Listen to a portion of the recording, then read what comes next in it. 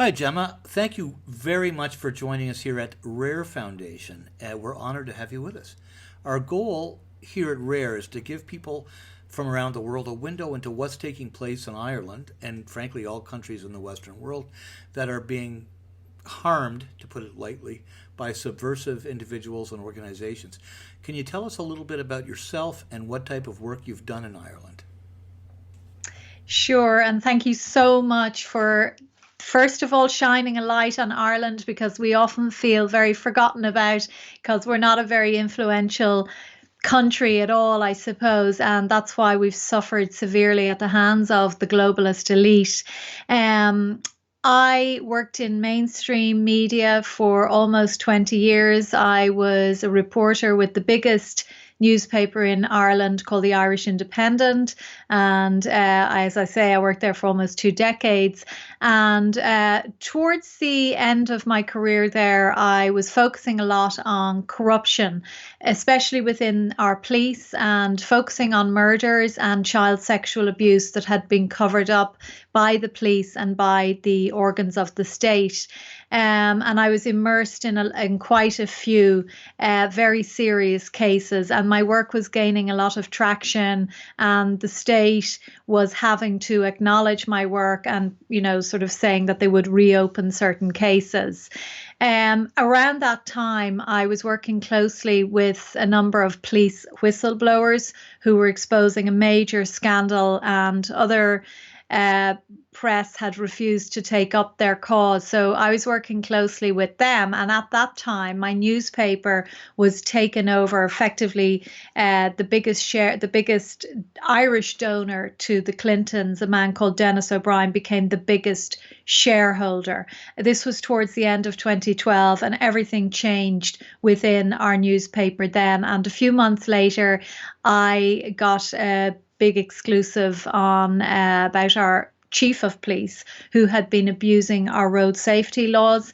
And in another country, it would have been a sacking offence, but I was the one who was sacked. I was told that I didn't have to be sacked, but I had to give up the work I was doing on corruption. And I said under no circumstances. That was why I went into journalism, and I said I would see them in court.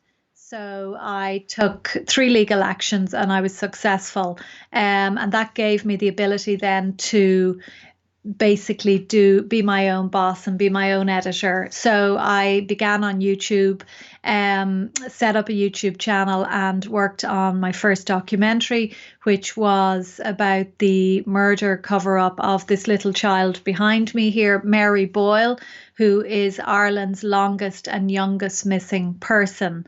I made this documentary, and the main narrative, or the main I suppose, angle of the documentary was the fact that I got exclusive interviews with the first police on the scene on the day that she disappeared in a very remote part of the country in Donegal, up in the northwest corner, on a very remote farm in the company of her uncle.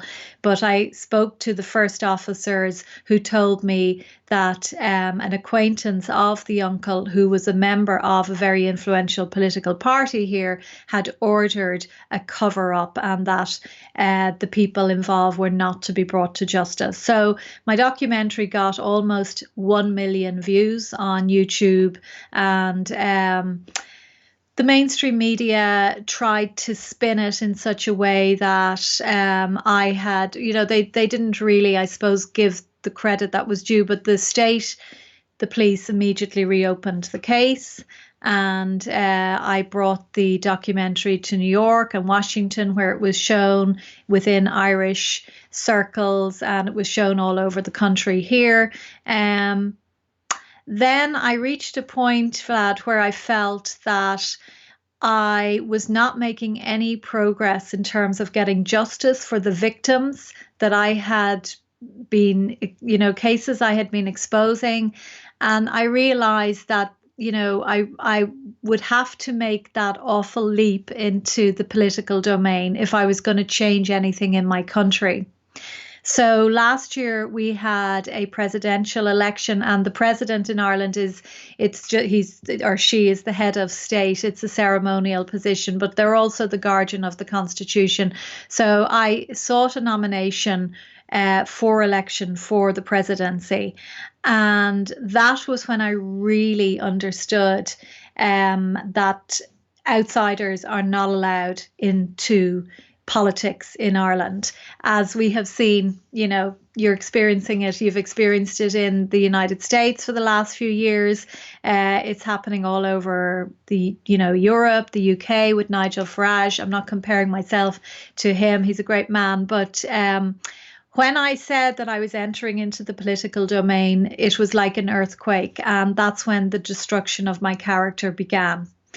It was around that time that I had my awakening in terms of the New World Order and what the destruction of my country. I suppose I hadn't joined all of the dots. I was very much on board with a lot of the components of globalism and, the destruction of rural life and the hype around climate change and things like industrial wind turbines. I would have been very much against them and against water fluoridation. I would have been instinctively pro-life. We were always a pro-life country, but I had not joined all of the dots on these things. And when I started to question the HPV vaccine during this election, I was really, they just came down on me like a ton of bricks. So the political parties refused to nominate me. I then decided, I got more and more vocal on my YouTube channel. I built it up to the point where I had about 40,000 subscriptions, and I was covering every aspect of globalism, and particularly mass uncontrolled immigration, which is the greatest tragedy that is happening to our country at the moment, because the Irish people will soon be a minority in their only homeland, which is a tragedy. So again, I've been absolutely targeted relentlessly, called every name under the sun. And I suppose, I'm currently running again for election for a seat in our parliament. And the patriotic nationalist movement is growing in Ireland, as it is in every other European nation and across the Western world. And I'm very hopeful that we'll be able to save our country before it's too late. Wow. I mean, I certainly am hopeful for you as well. It actually sounds in some ways like it's almost not as bad as Canada and a few other places since they did reopen the case. I got to ask you though, as your profile gets higher and higher, and as you become more vocal about these issues, which are protected issues to the left, how's that affected you? How does the left? Is there an Antifa in Ireland, and are they very aggressive, and has there been threats or problems created by leftist groups and or Antifa and or government against you since you became more and more effective and larger profile as an activist? Well, yeah, I'll answer that now in a moment. But I mean, just as far as, Canada versus Ireland, I'm not sure how many Irelands you would fit into Canada. But at the moment, it seems to be the case that Ireland is considered to be the country that will save Africa, and you can fit 350 Irelands into Africa. So the problem for Ireland is that it is tiny, as you can see behind me, and we can't cope with the huge numbers that are coming here. It's not that, there isn't space. It's just that our resources and infrastructure is not up to it. We're a very rural country, very, very rural. And that's what we love about Ireland, in the same way Canada is incredibly rural. And that's what makes both of those countries so special. The police did reopen these cases that I was working on, but that was just to assuage public concern and to give an impression that something was being done. But it came apparent to me very early on that this was just a ploy to, say, well, we've reopened it, and so it can't be spoken about again. The killers in most of the cases that I have been working on have political connections and continue to walk our streets. So in terms of Antifa in Ireland, Antifa were brought to Ireland by a state-protected paedophile who came before our courts a number of years ago in possession of more than 6,000 child sexual abuse images. Now, he worked for government. He was a civil servant. And that is, very unfortunate for Antifa because they have that label there, and it sort of follows them around. We have been holding a lot of rallies.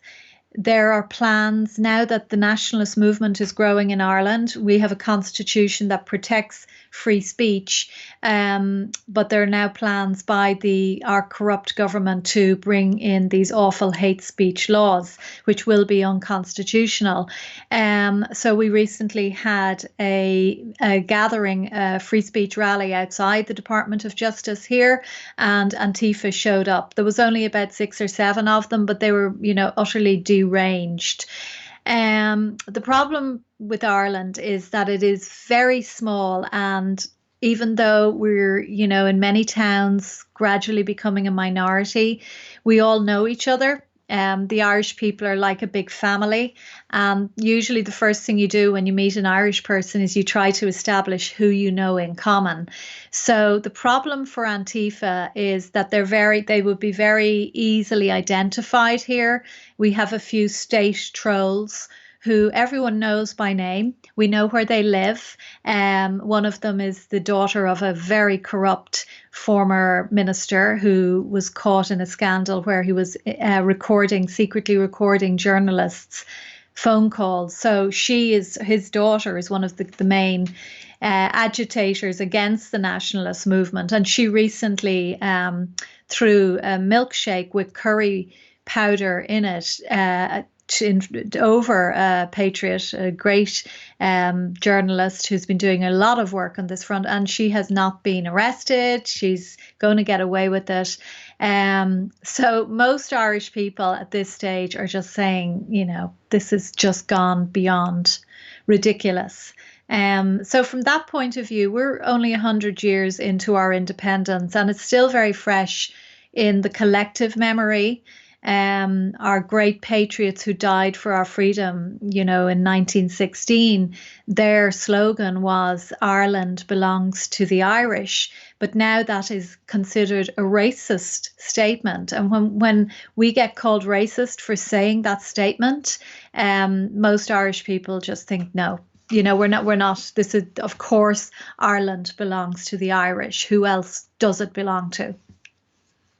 Yeah, fantastic. I know in Canada it's a catastrophe to say that Canada belongs to Canadians. Tell me, has there been any pushback by media on your positions? Or, I mean, you spoke quite well about the response by government when you tried to join the ranks, but what about media? Since you were within the media, they must know who you are, and now that you're outspoken in a let's say, Marxist way, has there been any pushback by the media? Is there any tactics that are being employed to try to stop you from speaking or being known? Oh yeah, well, I'm pretty much ignored. I mean, they interfere with my Wikipedia page, which is a litany of lies about me. I don't talk to them anymore because there's just no point, and they don't contact me because they know that there is absolutely nothing that they can get me on. My only flaw, I suppose, from their perspective, is that I never went down their road of what I would call degeneracy. I've never stopped being a practicing Catholic. My faith is incredibly important to me. And I think being Irish and Catholic, they go hand in hand. One of the reasons, the main reason that we fought for our independence was because we wanted the right to practice our Catholic faith.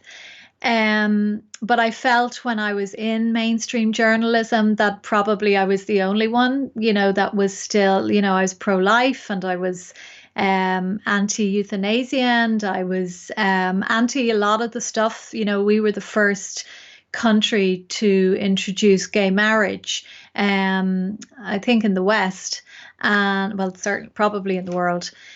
And this was incredible. We have been, this was a few years ago, but it's like the progressives in Ireland wanted to unshackle themselves from so-called repressive Catholicism. And so they had to do everything, 100 times more than every other country. And that's why, we've brought in an awful lot of new ways of doing things that are, at the moment they're trying to introduce an appalling child sex education regime, which I know in Canada you have, in the United States and Europe. But, in Ireland, there's still a very strong sense of Christianity and, wanting to protect children. So I suppose I was always conservative, lowercase, and that did not fit within the mainstream media. And they're very embarrassed, I think, of what I represent, because, some of them talk about all the abortions they've had. These are journalists, and they take their guilt out, I think, on me in some ways, and they think that this is legitimate journalism.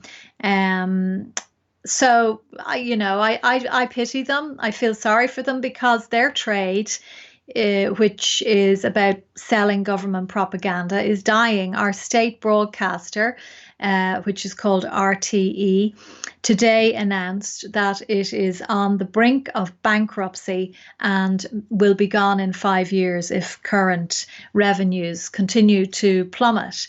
And this is because they've been lying to the Irish people about what's going on in their country, just in the same way ABC and CNN, the BBC have been, and the Irish people are not taking it anymore. So today is one of the best days in Ireland for a long time, because I've been telling people to stop paying their license fee for years, and it's working. So we've a lot of reason to feel very optimistic. And interestingly, the ex-foreign editor of ABC, which has been utterly scandalized recently, obviously, is the current head of news and current affairs for this state broadcaster in Ireland, and he's made an absolute hames of the channel. So it's good news. That is good news. In Canada, we don't have the option of not paying a license fee. The CBC, which is exactly like those other outlets that you mentioned, is paid straight out of the public purse. And although fewer people watch it, their revenue keeps going up because the government depends on them. It's a horribly synergistic arrangement they have. Basically, RAIR is a grassroots movement. It's more than a website, and what we are assembling a team of people on the ground to actually do things, since at some point you do it yourself or it doesn't get done. What could this team, what could we at RAIR do to help you, and what is the message that you want to focus on, and in Ireland? Well, okay, in particular, I'm calling out to North America in relation to the big tech and big pharma that have decided to headquarter here for their European, Middle Eastern and African headquarters. And Google, Twitter, Facebook are all here. They're all headquartered out of Dublin for their EMEA operations, and they are censoring conservative voices all across Europe here out of Dublin, and they are utterly out of control. So, I have tried to get the White House to see what's going on. I mean, I believe that Ireland is treated as the 51st state by the regime in the States. I don't mean the White House administration, but probably the deep state. Ireland, it's very useful to the deep state because of the fact that we speak English. It's very close. It's between the UK and the States. It's only 5 hours away.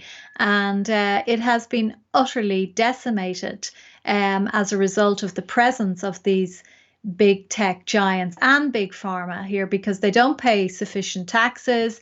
They're not bringing Irish jobs. They tend to employ an awful lot of, well, certainly the big tech.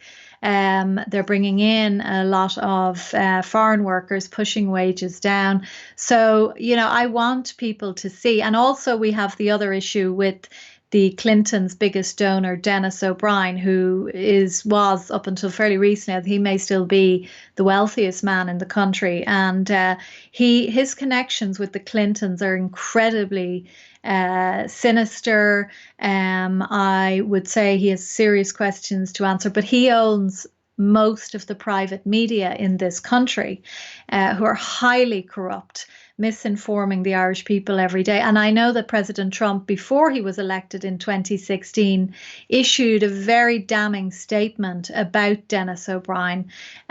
So really, I know we've got about 60 million people in the United States who claim Irish heritage. Many of them did not want to have to leave their country, but they did. But they still love their country, and it's their spiritual homeland. And I want to say to them, if they ever want to come back here with their children and grandchildren, if they don't want it to be under Sharia law, full of mosques, which is happening now, we've got ISIS training camps in our mountains. You can see behind me here how, mountainous our country is, and how rural it is, and it's the ideal spot for ISIS. A lot of the very radical extremists have left the UK. I'm not saying there's many still there, of course there is, but they saw Ireland as a soft touch because it's so corrupt and we've no effective police force.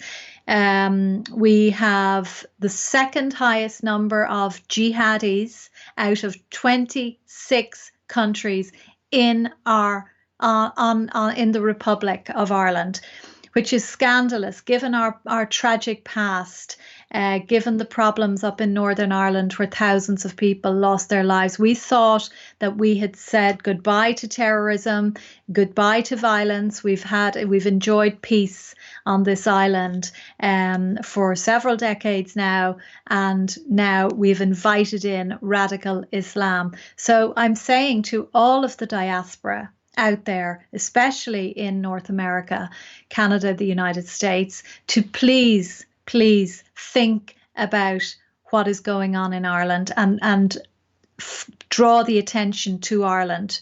Because I think it's fair to say that our country has given a lot.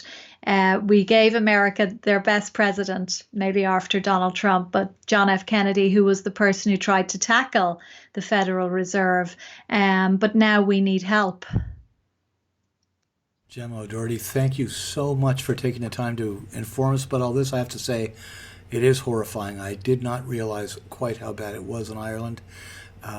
Thank you very much, and I will hopefully get a chance to catch up again in a little while. Thank you so much, and you're just doing phenomenal work. You're wakening up so many people in Ireland, so thank you for all you do.